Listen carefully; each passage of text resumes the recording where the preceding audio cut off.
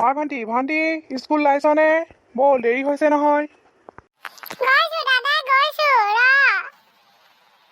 আইনাখন চাবলে নহলে পাই চুলিকেইডালো যে একদম ভালকে ফুনিয়াবই পৰা নাই বান্ধিবই পৰা নাই এইবোৰ যে যাব সময়তে বৰ দেৰি হয় মানে বল দাদা বল ইমান চিঞৰি আছ তই নেজান নেকি ছোৱালী মানুহ অকণ দেৰি হয় বুলি এইজনী কথা স্কুললৈ যাওঁতেও ইমান দেৰি লগাব লাগে তাই বই বই কৈছো নাই দেৰি হ'লে চাবি কিন্তু ঐ দাদা ভৰিখন ইমান বিষাইছে পাই ৰিস্কা এখনকে মাতচোন নাই নাই মোৰ ওচৰত পইচা নাই দেই খুচুৰা পইচা নাই মই এতিয়া তোক ৰিক্সাত নিব নোৱাৰোঁ সোনকালে ব'ল সেইকাৰণে কৈছিলোঁ সোনকালে স্কুল ওলাবি বুলি ৰিস্কাটো নিব নোৱাৰি তোৰ যে বেছি অকমান অলপ স্পীডত খোজ দে তই কাহিছোৱেচোন খোজ আৰু ইয়াতকে আৰু কিমান দৌৰি দৌৰি গলেহে হ'ব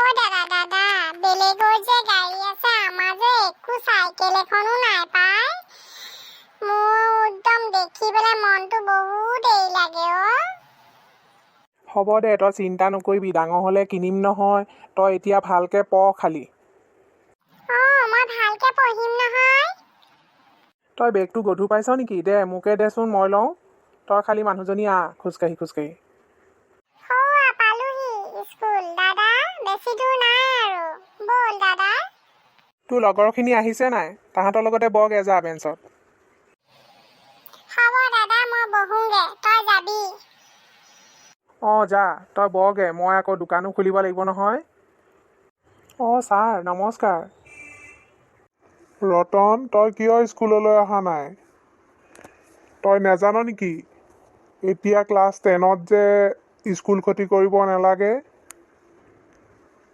গম পাইছোঁ ছাৰ এতিয়া মই স্কুল ক্ষতি কৰিব নালাগিছিল কিন্তু মোৰ উপায় নোহোৱা হ'ল ছাৰ কি উপায় নোহোৱা হ'ল তোৰ কচোন মোক আজি ছাৰ দেউতাৰ গা বেয়া হোৱাৰ কাৰণে তেখেতক হস্পিটেলত এডমিট কৰিব লগা হ'ল তাৰ বাবে আমাক বহুত টকা প্ৰয়োজন হ'ল তাৰ পাছত মই এতিয়া দেউতাৰ চাহ দোকানখন নচলালে মোৰ উপায় নাই ছাৰ হয় নেকি ইমানখিনি হ'ল যে আমি গমেই পোৱা নাই নহয় বাৰু ঠিক আছে মই কিবা এটা কৰিম তই কিন্তু স্কুল নহাকৈ নাথাকিবি হ'ব ছাৰ দেউতাৰ অকণমান গাটো ভাল হ'লেই মই আকৌ আহিম ঠিক আছে ছাৰ মই এতিয়া চাহৰ হোটেলখন খুলিবগৈ লাগিব মই আহিছোঁ ছাৰ অঁ যা তেতিয়াহ'লে কিন্তু কথাষাৰ মনত ৰাখিবি বিদ্যাইহে ভৱিষ্যতৰ মূল হ'ব ছাৰ আহিছোঁ ছাৰ কিবা চিন্তা কৰি আছে নেকি আপুনি অঁ হে আজি ৰতনক লগ পালোঁ ভনীয়েকক থ'বলৈ আহিছিল ছাৰ সিটো ক্লাছ কৰিবলৈ অহা নাই এনেকৈ ক্লাছ নকৰিলে বাৰু কেনেকৈ হ'ব এতিয়াতো তাৰ বৰ্ডৰ এক্সাম আছে ক্লাছ 10ৰ তাকেহে জানানে মই তাক সুধিলোঁ কিয় স্কুললৈ অহা নাই সি তেতিয়াহে কৈছে দেউতাকৰ হেনো গা অসুখ হ'ল বহুত দেউতাকৰ দোকানখন সিয়ে চাব লগা হ'ল সেইকাৰণে সি আহিব পৰা নাই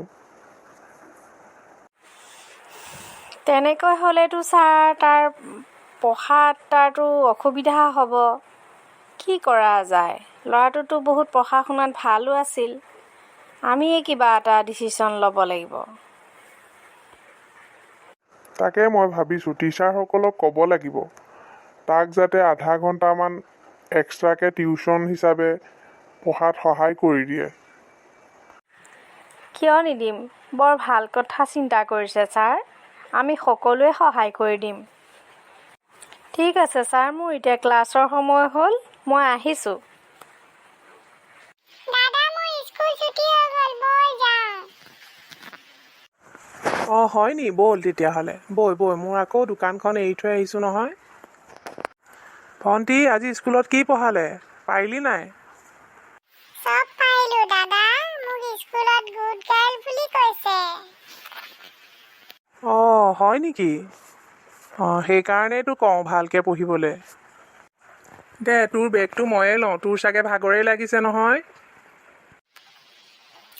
ল দাদা যা বেগটো এতিয়া টেবুলত থৈ দে আৰু তই হাত ভৰিবোৰ ধুই ল। ঠিক আছে দাদা।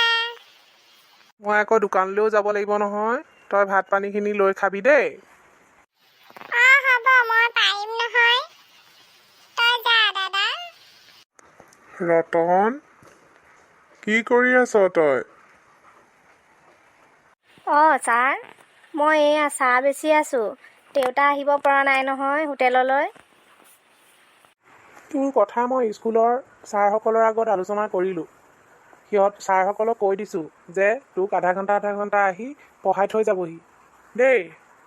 হ'ব দিয়ক ছাৰ, আপুনি মোৰ কাৰণে যে ইমানখিনি চিন্তা কৰিছে তাৰ বাবে বহুত বহুত ধন্যবাদ ছাৰ। ঠিক আছে, মই আহিছোঁ। কাইলৈৰ পৰা তই ৰেডি হৈ থাকিবি ছাৰ অহা সময়কণত। হ'ব ছাৰ, মই ৰেডি হৈ থাকিম। দেউতা, গাটো কেনেকুৱা পাইছে? দৰৱবোৰ সময়মতে খাইছে নহয়? খাইছোঁ বোপাই, খাইছোঁ। তই চিন্তা নকৰিবি, মই সোনকালে ভাল হ'ম। তোৰ বৰ কষ্ট হৈছে নহয়নে ৰতন? তই যে এইখিনি কৰিব পাৰিবি বুলি মই ভবাই নাছিলোঁ। তই বৰ ডাঙৰ হৈ গলি বোপাই।